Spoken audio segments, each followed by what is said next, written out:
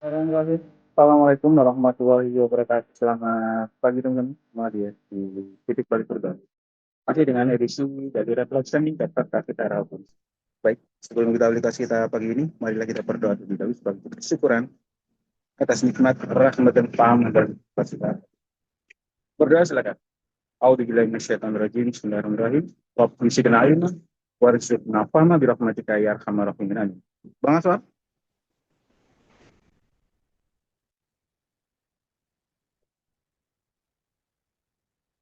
halo, Kang.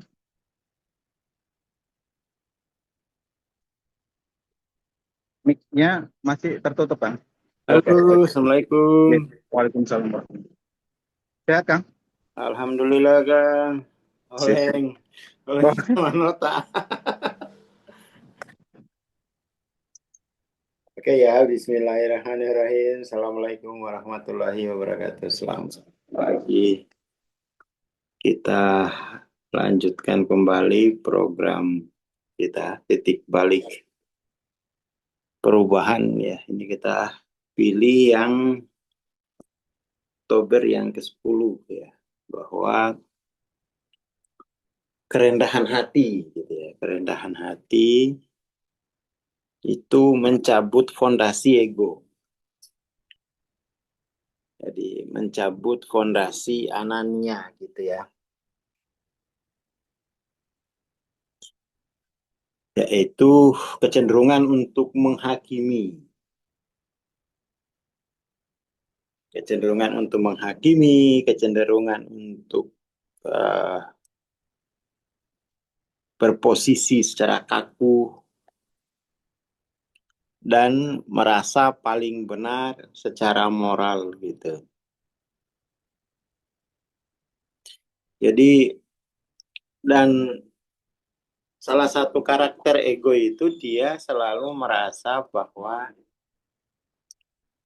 sayalah pusat realitas, sayalah pusat kebenaran gitu kan. Itu bahasa ego gitu. Kerendahan hati yang harus dirangkul adalah bahwa uh, pada saya itu ada aneka ragam konteks aku yang bisa hadir pada saya itu kerendahan hati yang berbasis epistemologis gitu ya. Jadi aku, kemudian saya nanti dibagi dua. Saya itu dibagi dua, ada tubuh, ada hati ya kan.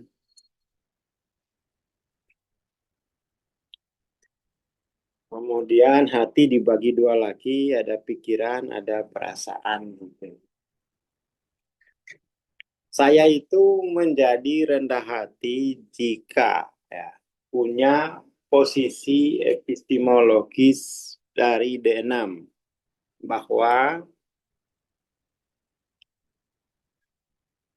ada banyak ragam konteks akun yang hadir pada saya. Wah, itu langsung ini namanya kerendahan hati yang bersifat epistemik yang hadir pada saya. Ini namanya kerendahan hati yang berbasis epistemologis. Dari situ kemudian dia akan uh, dia akan apa membongkar ya, membongkar fondasi ego. Ego itu kan selalu merasa bahwa ya sayalah pusat aku itu. Sayalah pusat aku. Padahal tuh saya itu hanyalah uh, yang dihadiri oleh berbagai macam konteks aku gitu. Jadi ketika kita marah, ketika kita sedih, ketika kita banyak tagihan, ya, dan menderita karena tagihan itu, maka sadarilah bahwa penderitaan pada saya itu bukanlah penderitaan yang disebabkan oleh tagihan, tetapi disebabkan oleh konteks aku yang hadir ketika saya mengalami, ketika saya punya tagihan. Ketika saya punya tagihan, konteks aku yang hadir itulah yang paling menentukan perasaan saya, pengalaman saya, pemikiran saya. Gitu.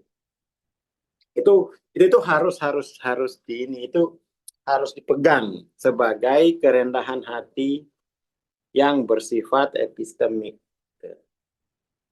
Jadi jangan percaya pada apa namanya itu bahwa sayalah pusat aku gitu. Dan tidak ada lagi konteks aku lain kecuali konteks aku yang ada pada saya itu apa egosentris, itu fondasi ego yang paling dasar, bahwa pada sayalah pusat aku gitu. Menjadi, coba ya, fondasi ego, pada sayalah pusat aku gitu. Jadi saya itu mengalami anania. Jadi selain aku yang pada saya itu tidak penting. Jadi ego itu, aku yang ada pada saya ini itu adalah aku yang absolut, aku yang mutlak. Nah, gitu.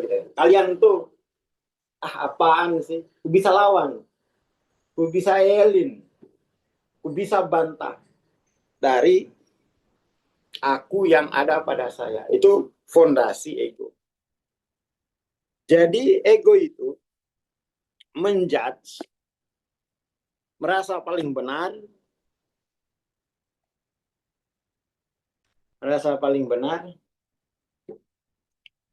mempertahankan konteks aku pada dirinya sendiri.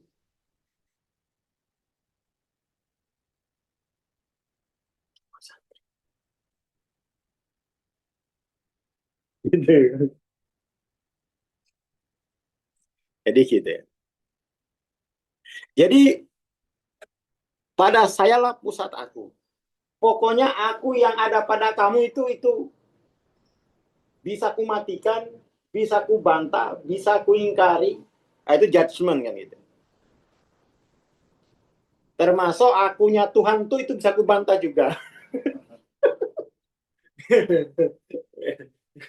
itu pusat ego gitu. Maka kemudian cara mengkremus ya. Cara melunakkan sifat ego, sifat aku pada saya itu dengan kerendahan hati yang berbasis epistemik, bahwa memang ada banyak ragam konteks aku yang bisa hadir pada saya, yang bisa hadir pada kamu gitu. Itu membuat saya itu menjadi lembut ya, menjadi lunak. Jadi saya bukanlah pusat aku dari seluruh aku di alam semesta ini, termasuk Tuhan gitu. Kan harusnya yang menjadi pusat aku itu kan Tuhan. Ya, kan? Tapi kalau D3 itu, enggak, akulah pusat aku. Pada sayalah pusat aku ini. Jadi seluruh suara aku pada saya itu adalah suara kebenaran. Kamu harus cium tangan, cium kaki, dan harus tepuk tangan gitu. Dan tepuk kaki. itu sifat itu namanya sifat narsistik. Narsistik. Ya, anania. Bahwa pada saya itu adalah satu-satunya pusat aku. Kalau dia susah, dia akan bilang, coba kamu jadi aku sebentar, coba kamu jadi saya sebentar saja. Ngapain? Udah ragam konteks aku kok mau jadi menjadi konteks aku yang hadir pada kamu, ngapain gitu. Itu penting gitu, itu penting. Jadi untuk melarutkan ego, fondasi ego, harus ditalkin dulu. Bahwa mari kita sama-sama mengakui bahwa ada banyak ragam konteks aku yang hadir pada saya. Semuanya itu adalah posisi spiritual. Jadi konteks aku yang hadir pada saya itu adalah suatu posisi spiritual untuk memperagakan diri Tuhan gitu. Semuanya itu adalah ukuran benar, suatu posisi spiritual, tapi mari kita ambil yang paling berdampak menguntungkan pada kemanusiaan kita. Yang paling banyak amal solehnya itu yang kita pakai. Gitu. Kalau setuju, ya kita bisa hidup bersama-sama. Kalau nggak setuju, ya mau nggak mau. Kita tidak ingin menjadi korban dari suatu sifat narsistik bahwa hanya pada sayalah pusat aku yang terbenar, terabsolut. Kalian nggak tahu. Terus tahu D3 kok tahu. Kita udah kuliah bertahun-tahun soal D3 jadi tahu. Gitu. Itu yang kemudian dalam Suryo Mataraman itu dikenal bahwa sifat ego, sifat kromo dongso itu, kalau dia menderita maka dia akan menjadi pusat penderitaan selamanya. Kalau dia senang, dia akan merasa sebagai pusat kesenangan selamanya. Maka saya akan terombang-ambing, akan terayun-ayun pada kutub narsistik itu. Pada kutub narsistik. Nah, melemahkannya harus dengan bahwa mari kita akui dulu bahwa ada banyak ragam konteks aku yang hadir pada saya. Dan makanya dia untuk memahaminya itu, mari kita ukur. Semua pernyataan pada saya itu diterima, diberi ruang, dan mari kita lihat, oh ini suara D3, ini suara D4, ini suara D3 lagi. D3-nya pun nomor 15, 20, 25, itu banyak sekali. Jadi membutuhkan pengenalan langsung pada konteks aku D3 yang hadir pada saya gitu. Itu yang paling penting. Yang paling penting itu saya harus mengakui bahwa ada banyak ragam konteks aku D3 yang bisa hadir pada saya. Itu kerendahan hati secara epistemik. Ya kan, kerendahan hati secara epistemik. Kalau itu kita akui ketika di Kopio, kita tidak akan ngamuk. Karena ketika pada saya itu ada kesadaran narsistik, ada pusat aku yang absolut. Ketika di Kopio kita akan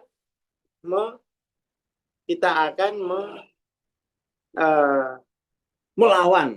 Kita akan melawan orang yang mengkopio tadi karena sudah mengusik pusat aku pada saya. Aku adalah pusat kuasa, aku adalah pusat kehidupan, aku pokoknya posisionalitasnya itu kaku gitu. Nggak boleh direlatifkan. Gitu. Dengan menyadari bahwa ada banyak ragam konteks aku yang hadir pada saya, maka pada saya itu menjadi relatif jenis aku tertentu itu gitu. Jadi tidak absolut, tidak mutlak, tidak fix. Dari situ kemudian tuh perubahan bisa terjadi. Dari pengakuan bahwa ada banyak ragam konteks aku yang hadir pada saya, maka jendela-jendela dari kebenaran, jadi jendela kita jadi terbuka untuk diisi, untuk dihadiri oleh ragam konteks yang lain. Ketika pada saya menyatakan bahwa pada saya lah pusat aku yang paling absolut, maka tertutuplah seluruh jendela-jendela pada diri saya gitu. Sumum, bukmum, umyun, layar cium siap. Gitu.